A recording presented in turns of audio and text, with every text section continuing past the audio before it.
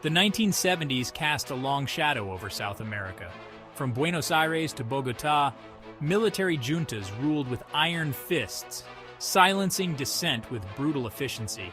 Fear was the currency of power, and opponents of the regimes disappeared into the night, their fates unknown. In this era of repression, a young diplomat named Orlando Letelier dared to raise his voice. His crime? Opposing the very regime that his country, Chile, had fallen under. Letelier was a man of unwavering principles, a socialist who believed in democracy and social justice. His beliefs put him at odds with General Augusto Pinochet, the dictator who had seized power in Chile in 1973. Letelier, once a respected member of Allende's government, found himself a target of the new regime. Forced into exile, Letelier sought refuge in the United States, determined to continue his fight against Pinochet's oppressive regime. The dictator's decree set in motion a chain of events that would culminate in a brazen act of state-sponsored terrorism on the streets of Washington, D.C. Orlando Letelier was a rising star in Chilean politics. Born into a working-class family, he rose through the ranks of the Socialist Party, his intelligence and charisma propelling him to prominence. He served as ambassador to the United States, Minister of Foreign Affairs, and finally, as defense minister in Allende's government. Letelier was a skilled negotiator and a passionate advocate for social justice. His vision for Chile put him at odds with the country's wealthy elite and the United States government, who saw Allende's socialist policies as a threat to their interests. When Pinochet seized power, Letelier was among the first to be arrested.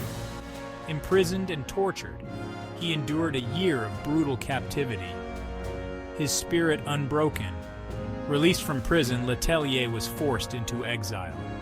He quickly became a leading voice in the movement to isolate Pinochet's government and restore democracy to Chile. Letelier's work at the Institute for Policy Studies gave him a platform to denounce the human rights abuses being committed in Chile. The morning of September 21, 1976, dawned bright and clear in Washington.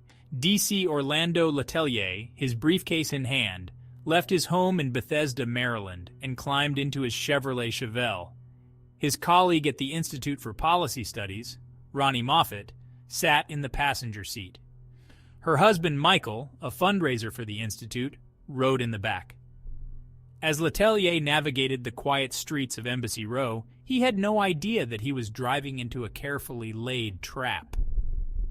At 9:38 a.m., as Letelier's car slowed to make a turn onto Sheridan Circle, a deafening explosion ripped through the air. The blast, which originated from a bomb planted under Letelier's car, sent shrapnel flying in all directions.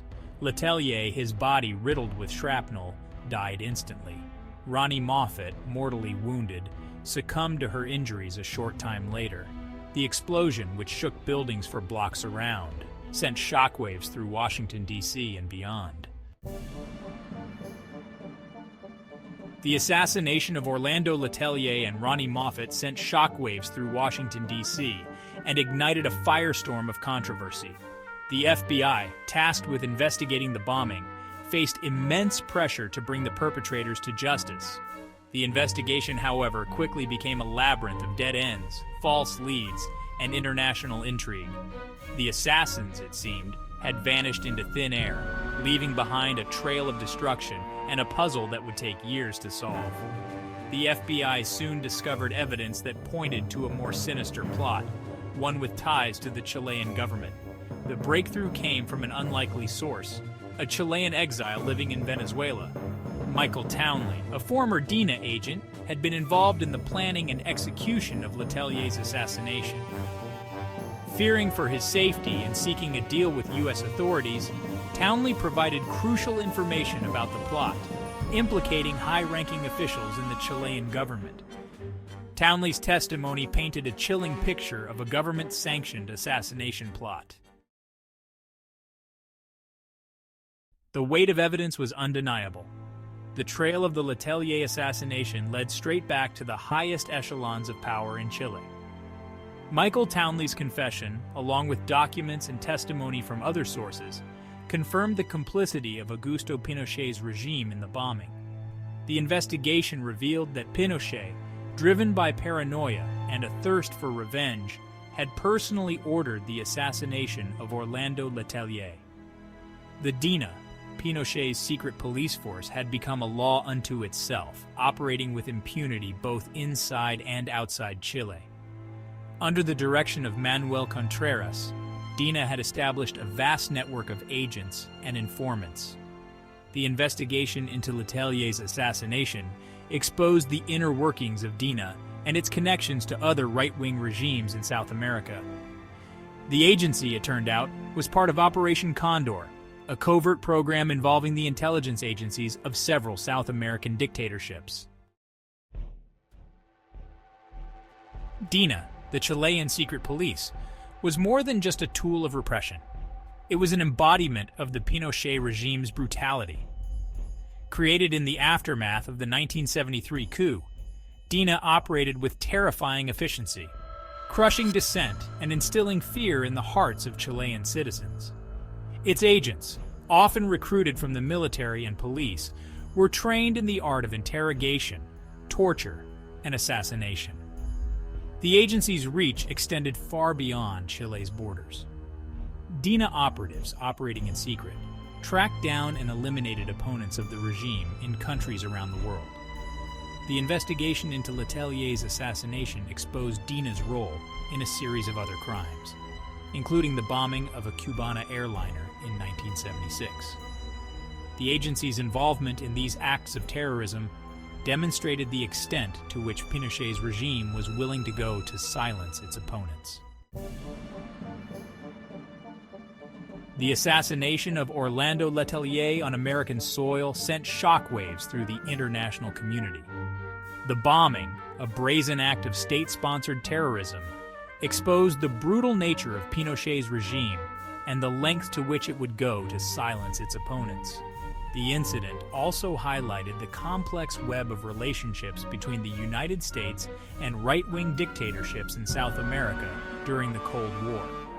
The U.S. government, initially hesitant to implicate a key ally in the region, faced mounting pressure to hold the Chilean government accountable. The Carter administration, which had come to power promising a more ethical foreign policy, found itself caught between its commitment to human rights and its strategic interest in Latin America. The case also strained relations between the United States and Chile. The Chilean government, despite overwhelming evidence to the contrary, denied any involvement in the assassination. The Letelier case became a focal point for international condemnation of Pinochet's regime. The pursuit of justice in the Letelier case was a long and arduous process. The investigation, hampered by political sensitivities and the Chilean government's lack of cooperation, took years to unravel the full extent of the conspiracy. The U.S. government, caught between its commitment to holding the perpetrators accountable and its desire to maintain relations with Chile, faced difficult choices. In the end, justice was fragmented. While several individuals involved in the bombing were apprehended and convicted, including Michael Townley and several DINA agents, Augusto Pinochet himself escaped accountability. Despite overwhelming evidence of his role in ordering the assassination, Pinochet remained in power in Chile, protected by his position and the reluctance of the Chilean courts to prosecute him. The case against Pinochet gained new momentum in 1998 when he was arrested in London on an international warrant issued by a Spanish judge. The arrest of a former head of state on foreign soil sent shockwaves through the international community and set a precedent for holding leaders accountable for human rights abuses.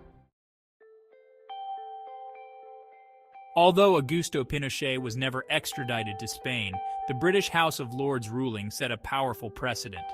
It sent a clear message that heads of state were not above the law and could be held accountable for crimes against humanity. The ruling also gave hope to victims of human rights abuses around the world that justice, though often elusive, was not impossible. The Letelier case had a profound impact on international law and the pursuit of justice for human rights violations. It helped to establish the principle of universal jurisdiction, which allows national courts to prosecute individuals for crimes against humanity. The case also highlighted the importance of international cooperation in bringing perpetrators of human rights abuses to justice.